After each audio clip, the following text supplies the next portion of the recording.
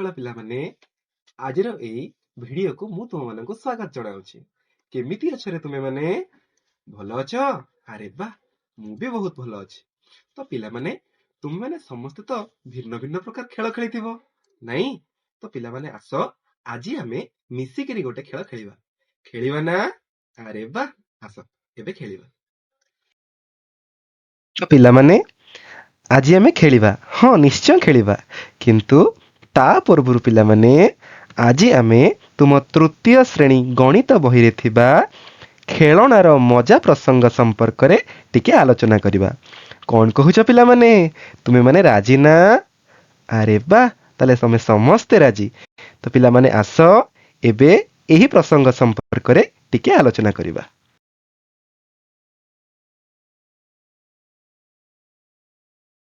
ପିଲାମାନେ, ମୁଁ ତୁମକୁ କେତେଗୁଡ଼ିଏ ଚିତ୍ର ବର୍ତ୍ତମାନ ଦେଖାଉଛି, ଆଉ ତୁମେ ସେହି ଚିତ୍ର ଗୁଡ଼ିକୁ ଦେଖ ଓ ଏହାର ନାମ ମୋତେ କୁହ। ହେଲା, ଦେଖ ପିଲାମାନେ, ଏଇଟି ଗୋଟିଏ କାହାର ଚିତ୍ର? ହଁ, ଏଇଟି ଗୋଟିଏ ଫୁଟବଲର ଚିତ୍ର। ଏବେ ଦେଖ, ଫୁଟବଲ ପାଖକୁ ଆଉ ଗୋଟିଏ ଚିତ୍ର ଦେଖାଉଛି। ଏଇଟା ଗୋଟିଏ କାହାର ଚିତ୍ର? ହଁ, ଏଇଟା ଗୋଟିଏ ଆଇସ୍କ୍ରିମର ଚିତ୍ର। ଏବେ ପୁଣି ଦେଖ, ଆଇସ୍କ୍ରିମ ପାଖକୁ ଆଉ ଗୋଟିଏ ଚିତ୍ର ଆସିଲା। ଏଇଟା କାହାର ଚିତ୍ର? ହଁ, ଠିକ କହିଲ, ଏଇଟା ଗୋଟେ ଲୁଡୁ ଗୋଟିର ଚିତ୍ର। ଏବେ ଦେଖ ପୁଣି, ଲୁଡୁ ଗୋଟି ପାଖକୁ ଆଉ ଗୋଟିଏ ଚିତ୍ର ଦେଖାଇଲା। ଏଇଟା କାହାର ଚିତ୍ର? ହଁ, ଏଇଟା ଗୋଟେ କାଠ ବାକ୍ସର ଚିତ୍ର। ଏବେ ଦେଖ, କାଠ ବାକ୍ସ ପାଖକୁ କୋଉ ଚିତ୍ର ଆସିଲା? ହଁ, କୁହ କୁହ। ହଁ, ଏଇଟା ଗୋଟେ ପାଣି ବୋତଲର ଚିତ୍ର। ଏବେ ଦେଖ ପିଲାମାନେ, ଫୁଟବଲ ତଳକୁ ଆଉ ଗୋଟିଏ ଚିତ୍ର ଆସିଲା। ସେଇଟା କାହାର ଚିତ୍ର? ହଁ, କୁହ କୁହ। ହଁ, ଠିକ କହୁଛ, ଠିକ କହୁଛ। ହଁ, ଏଇଟା ଆମ ପୃଥିବୀର ଚିତ୍ର। ଏବେ ଦେଖ ପିଲାମାନେ, ଆମ ପୃଥିବୀର ଚିତ୍ର ପାଖକୁ ଆଉ ଗୋଟିଏ ଚିତ୍ର ଆସିଲା। ଏଇଟା କାହାର ଚିତ୍ର? ହଁ, ଏଇଟା ଗୋଟେ ଗାଜରର ଚିତ୍ର।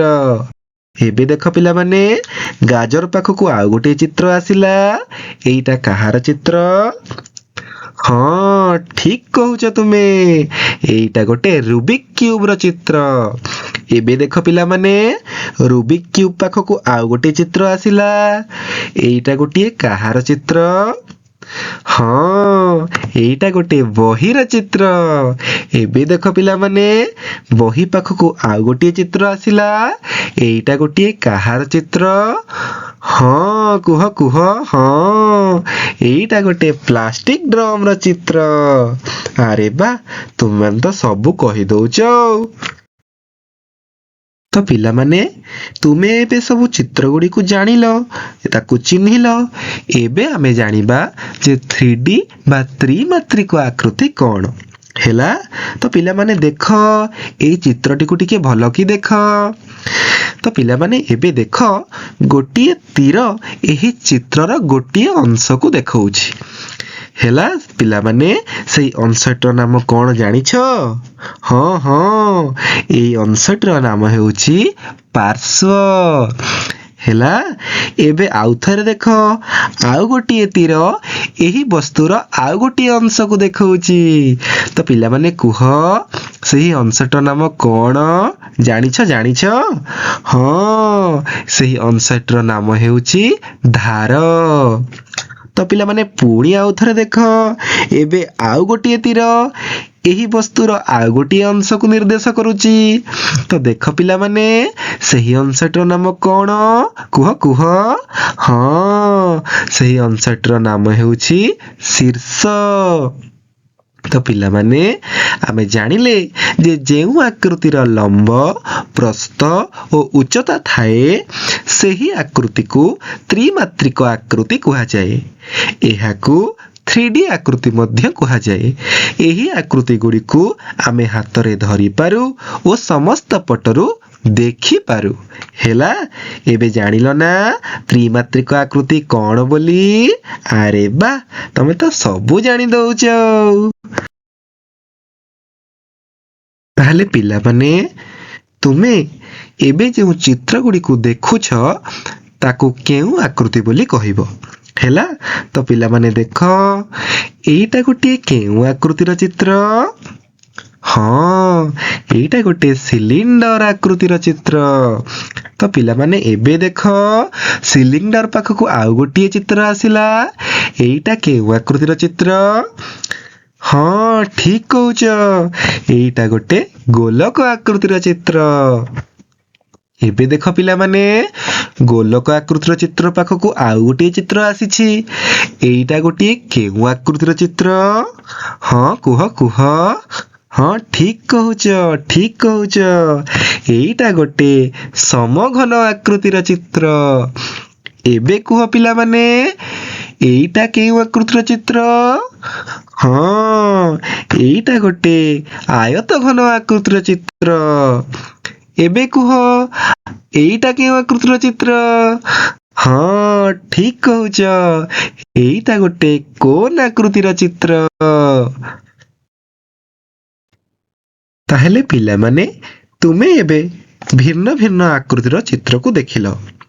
ଏବେ ଏହି ଖେଳନା ଇଞ୍ଜିନକୁ ଦେଖି ତୁମେ ନିମ୍ନରେ ଥିବା ଶୂନ୍ୟ ସ୍ଥାନ ଗୁଡ଼ିକୁ ପୂରଣ କରିବ। ତ ପିଲାମାନେ ଦେଖ, ଏଇ ଯୋଉ ଖେଳନାଟି ତୁମେ ଦେଖୁଛ, ଏଥିରେ ଲାଲ ସିଲିଣ୍ଡର କେତୋଟି ଅଛି? ହଁ, କୁହ କୁହ। ଠିକ କହୁଛ, ଏଥିରେ ଲାଲ ସିଲିଣ୍ଡର ଗୋଟିଏ ଅଛି। ଏବେ କୁହ ପିଲାମାନେ, ଏହି ଖେଳନାଟିରେ ହଳଦିଆ କୋନ କେତୋଟି ଅଛି? ହଁ, ଠିକ କହୁଛ, ଏଥିରେ ହଳଦିଆ କୋନ ଦୁଇଟି ଅଛି। ତ ପିଲାମାନେ ଏବେ ଦେଖ, ଏହି ଚିତ୍ରରେ ଧୂସର ଆୟତ ଘନ କେତୋଟି ଅଛି? ହଁ, କୁହ କୁହ, ଗଣି ଗଣି କୁହ। ହଁ ହଁ, ଠିକ କହୁଛ, ଠିକ କହୁଛ, ହଁ, ଏହି ଚିତ୍ରରେ ଗୋଟିଏ ଧୂସର ଆୟତ ଘନ ଅଛି। ଏବେ କୁହ ପିଲାମାନେ, ଏହି ଚିତ୍ରଟିରେ ନୀଳ ରଙ୍ଗର ସମଘନ କେତୋଟି ଅଛି? ଗଣ ଗଣ, ଗଣିଦିଅ। ହଁ, ଠିକ କହୁଛ, ଏଥିରେ ଗୋଟିଏ ସମଘନ ଅଛି। ଏବେ କୁହ ପିଲାମାନେ, କଳା ରଙ୍ଗର ଗୋଲକ ଏଥିରେ କେତୋଟି ଅଛି? ହଁ, ଠିକ କହୁଛ, ଏଥିରେ କଳା ରଙ୍ଗର ଗୋଲକ ଦୁଇଟି ଅଛି। ଆରେ ବା, ସୁନା ପିଲା ଗୁଡାକ ସବୁ କହିଦଉଛନ୍ତି, ନାଇଁ? ପିଲାମାନେ, ମୁଁ ଏବେ ତୁମକୁ କେତେ ଗୁଡ଼ିଏ ଖେଳନା ଦେଖାଇବି ଏବଂ ଏହି ଖେଳନାରେ କେଉଁ କେଉଁ ଆକୃତିର ବ୍ୟବହାର କରାଯାଇଛି ତୁମେମାନେ ମୋତେ କହିବ। ତ ପିଲାମାନେ ଦେଖ, ଏହି ଖେଳନାରେ କେଉଁ କେଉଁ ଆକୃତିର ବ୍ୟବହାର କରାଯାଇଛି? ହଁ, ଏହି ଖେଳନାରେ କୋନ ଓ ସିଲିଣ୍ଡରର ବ୍ୟବହାର କରାଯାଇଛି। ଏବେ ଦେଖ, ଆଉ ଗୋଟିଏ ଖେଳନା ଆସିଲା। ଏହି ଖେଳନାରେ କେଉଁ କେଉଁ ଆକୃତିର ବ୍ୟବହାର କରାଯାଇଛି? ହଁ, ଏଥିରେ କୋନ, ଗୋଲକ ଓ ସିଲିଣ୍ଡରର ବ୍ୟବହାର କରାଯାଇଛି। ଏବେ ଦେଖ ପିଲାମାନେ, ଏଇଟା ଗୋଟିଏ ଖେଳନାର ଚିତ୍ର। ଏଥିରେ କେଉଁ କେଉଁ ଆକୃତି ବ୍ୟବହାର କରାଯାଇଛି? ହଁ, ଏଥିରେ ଗୋଲକ ଓ ସିଲିଣ୍ଡରର ବ୍ୟବହାର କରାଯାଇଛି। ଏବେ ଦେଖ ପିଲାମାନେ, ଏଇ ଯୋଉ ଖେଳନାଟି ଦେଖୁଛ, ଏଥିରେ ସବୁ କେଉଁ ଆକୃତିର ବ୍ୟବହାର କରାଯାଇଛି? ହଁ ହଁ, କୁହ କୁହ। ଠିକ କହୁଛ, ଠିକ କହୁଛ, କୁହ। ହଁ, ଏଥିରେ ଆୟତ ଘନ ଓ ସମଘନର ବ୍ୟବହାର କରାଯାଇଛି। ତ ପିଲାମାନେ, ବର୍ତ୍ତମାନ ମୁଁ ତୁମକୁ କେତେ ଗୁଡ଼ିଏ ଚିତ୍ର ଦେଖାଉଛି। ଦେଖ ତ, ଦେଖିଲ? ହଁ, ପିଲାମାନେ, ଏହି ଚିତ୍ର ଗୁଡ଼ିକରୁ ତୁମେମାନେ କେଉଁଟି ସିଲିଣ୍ଡର ଆକୃତିର, କେଉଁଟି କୋନ ଆକୃତିର, ହେଲା, ଏମିତି ବାଛିକରି ମୋତେ କହିବ। ତ ପିଲାମାନେ କୁହ ତ, ସିଲିଣ୍ଡର ଆକୃତିର ତୁମେମାନେ କେତୋଟି ଚିତ୍ର ଦେଖୁଛ? କୁହ କୁହ। ହଁ, ସିଲିଣ୍ଡର ଆକୃତିର ତୁମେମାନେ 3ଟି ଚିତ୍ର ଦେଖୁଛ। ଏବେ କୁହ ପିଲାମାନେ, ଗୋଲକ ଆକୃତିର ତୁମେମାନେ କେତୋଟି ଚିତ୍ର ଦେଖୁଛ? ହଁ ଠିକ କହୁଛ। ଗୋଲକ ଆକୃତିର ତୁମେ ମାନେ ଗୋଟେ ଚିତ୍ର ଦେଖୁଛ। ଏବେ କୁହ ପିଲାମାନେ, ସମଘନ ଆକୃତିର ତୁମେ ମାନେ କେତୋଟି ଚିତ୍ର ଦେଖୁଛ? ହଁ ହଁ କୁହ। ଠିକ କହୁଛ। ସମଘନ ଆକୃତିର ତୁମେ ମାନେ ତିନୋଟି ଚିତ୍ର ଦେଖୁଛ। ଏବେ କୁହ ପିଲାମାନେ, ଆୟତ ଘନ ଆକୃତିର ତୁମେ ମାନେ କେତୋଟି ଚିତ୍ର ଦେଖୁଛ? ହଁ ହଁ କୁହ କୁହ। ଠିକ କହୁଛ, ଠିକ କହୁଛ। ଆୟତ ଘନ ଆକୃତିର ତୁମେ ମାନେ ତିନୋଟି ଚିତ୍ର ଦେଖୁଛ। ଆରେ ବା, ସୁନା ପିଲା ଗୁଡାକ ସବୁ କହି ଦଉଛନ୍ତି। ଏବେ ଦେଖ ଦେଖ, କୋନ ଆକୃତିର ତୁମେ ମାନେ କେତୋଟି ଚିତ୍ର ଦେଖୁଛ? ହଁ, କୋନ ଆକୃତିର ତୁମେ ମାନେ ତିନୋଟି ଚିତ୍ର ଦେଖୁଛ। ପିଲାମାନେ, ମୁଁ ଏବେ ତୁମକୁ ଆଉ ଗୋଟେ ଚିତ୍ର ଦେଖାଉଛି। ପିଲାମାନେ, ଏଇ ଚିତ୍ରଟି ଦେଖ। ହଁ ପିଲାମାନେ, ଦେଖିଲ ଏଇଟି କାହାର ଚିତ୍ର ପରି ଲାଗୁଛି? ହଁ ଠିକ କହୁଛ, ଏଇଟା ଗୋଟିଏ ଘର ଚିତ୍ର ପରି ଲାଗୁଛି। ପିଲାମାନେ ଦେଖ, ଏଇଟା ଜୟାର ଘର। ଜୟା ପଚାରୁଛି ତୁମକୁ, ତା ଘର ତୁମକୁ କେମିତି ଲାଗୁଛି? ଆରେ ବା, ତାହେଲେ ତମ ସମସ୍ତଙ୍କୁ ତା ଘର ଭଲ ଲାଗୁଛି। ଆରେ ବା, ତ ପିଲାମାନେ ଏବେ ମତେ କୁହ, ଜୟା କେଉଁ କେଉଁ ଆକୃତିକୁ ନେଇ ଘରଟି ତିଆରି କରିଛି? ହଁ କୁହ କୁହ। ଦେଖ ଦେଖ, ଆଗ ତା ଘରକୁ ଆଉଥରେ ଦେଖିଦିଅ। ଦେଖିଲ? ହଁ, ଏବେ ମତେ କୁହ। ହଁ, ସମଘନ, ଆୟତ ଘନ, ଆଉ କଣ ଦେଖ? ହଁ, ସିଲିଣ୍ଡର। ଦେଖ ଦେଖ, ଆଉ କଣ ଅଛି କି? ଆରେ ବା, କୋନ୍। ତେବେ ପିଲାମାନେ, ଜୟାର ଘର ସମଘନ, ଆୟତ ଘନ, ସିଲିଣ୍ଡର ଆଉ କୋନରେ ତିଆରି ହେଇଛି।